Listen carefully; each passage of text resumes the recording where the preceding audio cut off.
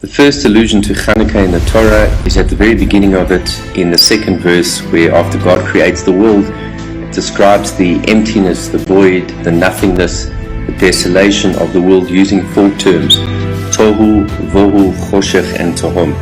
Our sages look at these 4 words and they extend them to describe 4 epochs, 4 times in which the Jewish people will undergo exile. The third of them, as I mentioned, Choshech, means darkness, and our sages say that this refers to the exile of Greece. This, of course, being the time in which Chanukah took place. But what has the word darkness got to do with Greece and to that particular exile? And this is even more difficult to understand because, in fact, is it not Greece that was the advent of such great philosophy, intellectualism, such an enlightened time, advancing so many creative, innovative, original ideas into the world? It was a time of illumination. Why then is it described as darkness? The reason is because the way that Greece put forward their ideas and their innovations was in such a way that it led to the blinding of faith and led to the worship of nature, of science, and of the human being.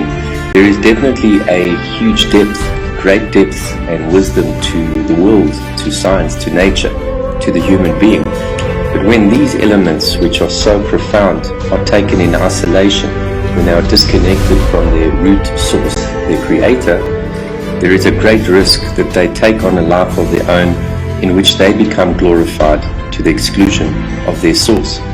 They have an appeal, a seduction, an attraction, risking the possibility that they are glorified.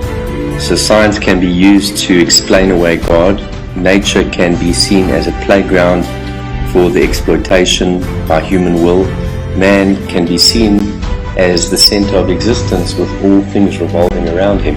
So what's taken place here is that the light, the beauty, has become in fact dark because it has blinded the eyes of faith, and it has in fact drawn one away from truth, from light, and from reality. Chanukah then offers us a very important lesson in that it tells us to be wary of something which portrays itself as being light when in fact it is deep down dark.